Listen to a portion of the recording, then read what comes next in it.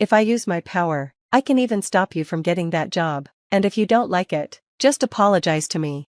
I couldn't help but laugh at his words. "Fine, go ahead and try," I said. "My name is Mary, and I'm a new mom struggling to adjust, but the person who should be struggling with me, my husband, isn't around to help."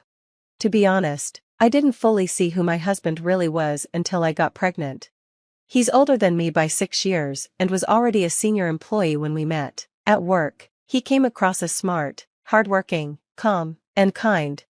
When he became my supervisor, we got to know each other better, which eventually led to marriage. I was still early in my career, but I was so in love with him and thrilled to marry someone I admired. In our company, it wasn't unusual for colleagues to marry. However, company rules didn't allow us to work in the same department after getting married. After a lot of discussion, it was decided that I'd transfer to another department. I had a patent attorney license, something I worked really hard to get in college. Thanks to that, I was able to move to the legal department at the head office.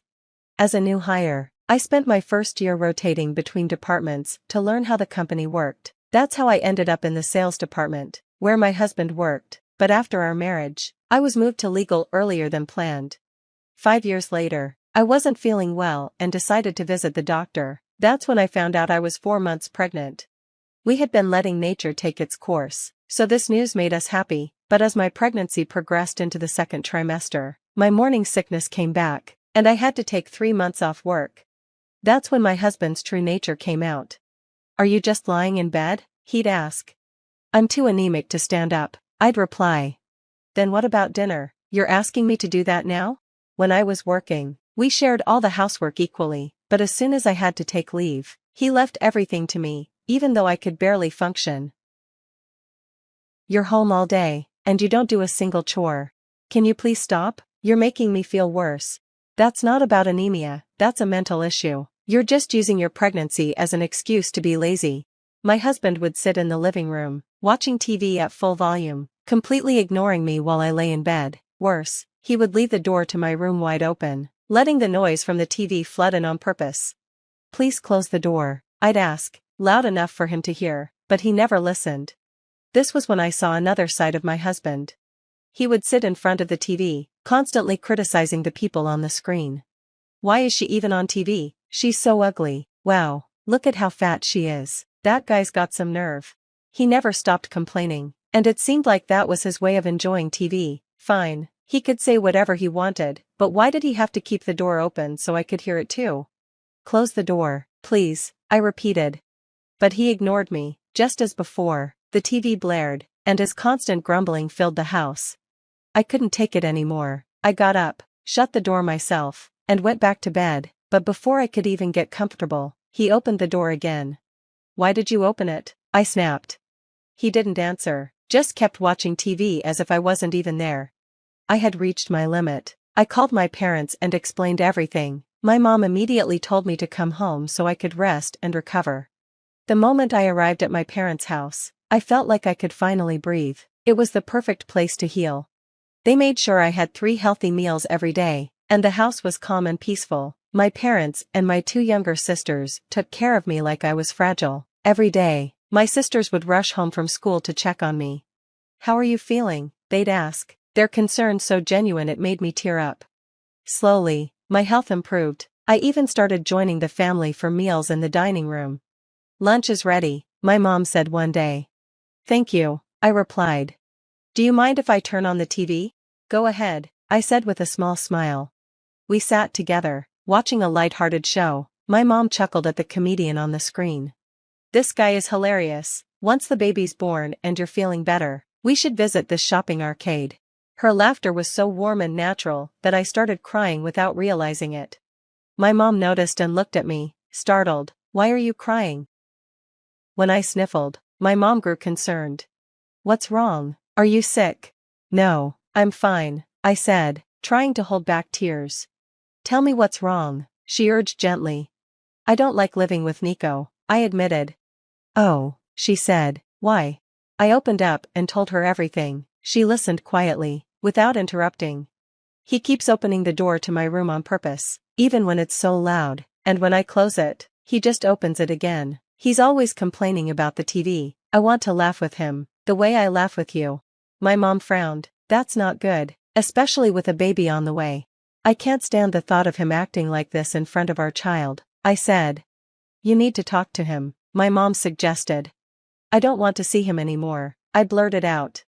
Mary, you're going to be a mother. You can't just walk away without trying. You have a child to think about, she reminded me. You're right, I sighed. For the sake of my baby, I decided to have a serious talk with Nico.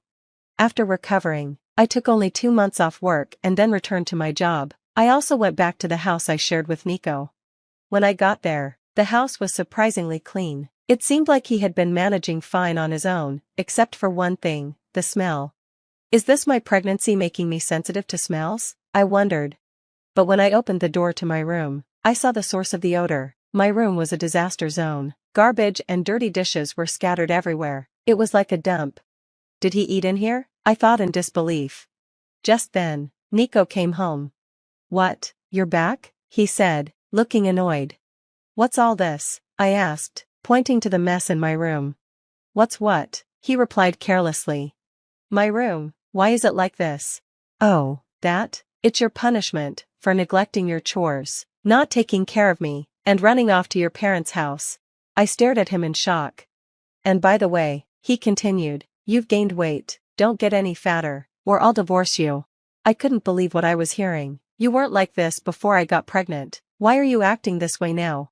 I've always been like this, he said smugly, you just didn't notice.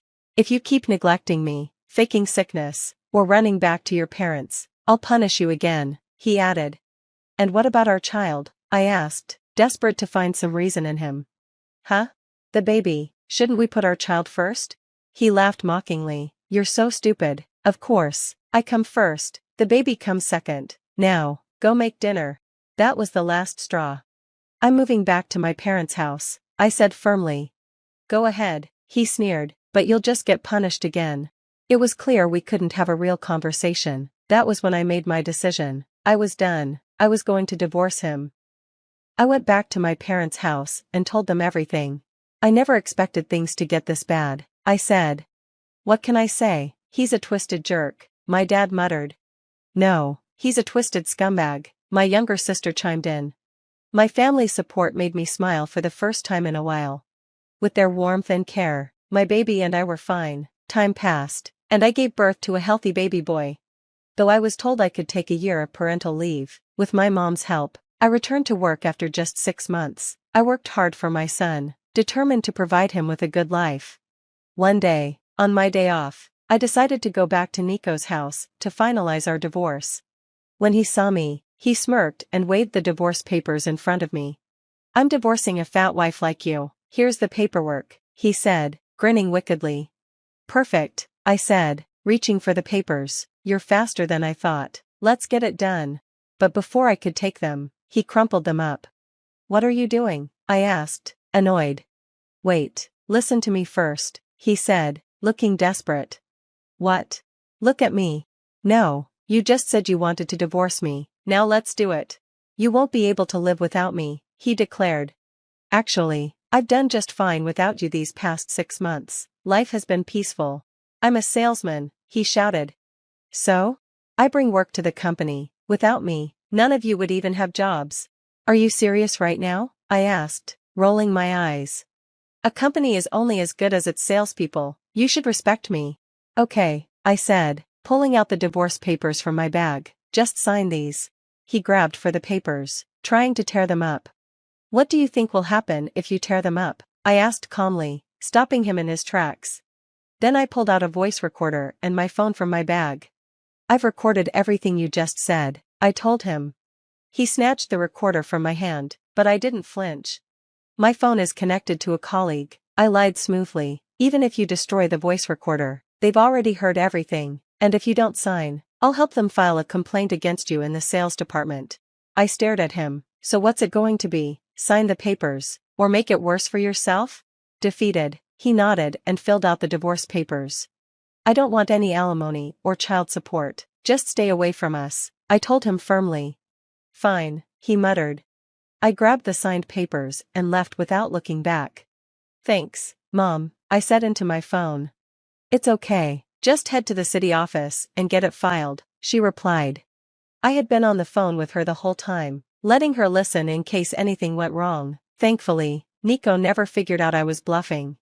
Though I could have gotten help from my colleagues, I didn't want to involve him. As much as I hated Nico, he was someone I had once loved. I couldn't destroy his career, even after everything he'd done.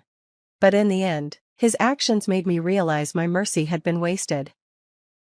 After the divorce was finalized, rumors about me spread like wildfire. My ex-husband didn't waste a second, calling me a terrible wife, accusing me of harassment, and painting himself as the victim. He used every possible opportunity to tarnish my name, but I stayed silent.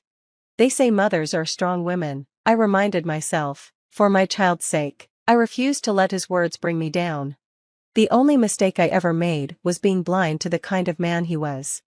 Unfortunately, sympathy for him grew in the sales department. One day, I was washing my cup in the office break room when I heard his voice behind me. "Hey," he said. I turned around, surprised. "What do you want?" "I came to see you," he said, grinning smugly. "Why?" I asked bluntly.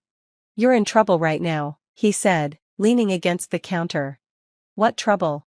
"Everyone at the company thinks you're the bad one," he said, trying to sound intimidating. I shrugged. "Okay." His smirk faltered. He had expected me to be upset. "I've got work to do, bye," I said, turning to leave. But he stepped in front of me, blocking my path. "That's what happens when you piss me off," he sneered. "So, what exactly do you mean by that?" I asked, unfazed. His confidence wavered at my calm response. "You're getting a bad reputation in the company," he snapped, trying again. "And? Isn't that a problem for you?" "Not at all," I replied, smiling.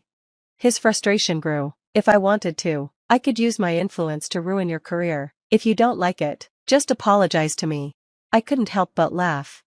"Go ahead," I said. "Do you even know what my job is?" Only people in the development department could make my job harder, and guess what? I'm a patent attorney, you're a sales manager, our roles don't overlap at all, you have no power here. "Oh, so you think you can get a patent just by talking to me?" My ex-husband sneered. "You'll never get it. If you're going to apply for a patent, don't bother doing it with me." Then, he suddenly grabbed my cup and swung it in the air, as if to hit me. I shut my eyes quickly, bracing for impact. "Enough," I heard a new voice shout. I opened my eyes to see the general sales manager and the general manager grabbing my ex-husband by the arms. I thought this was just a lover's quarrel, but I was wrong, the general manager said, looking surprised. My ex-husband stood frozen, staring at the managers. The general manager turned to me. "Are you okay?" "I'm fine," I replied, still in shock. "Stop yelling, we could hear you all the way from the conference room," the general manager scolded my ex-husband. The managers escorted him out, and that was the last time I saw him at the company. He resigned voluntarily after that.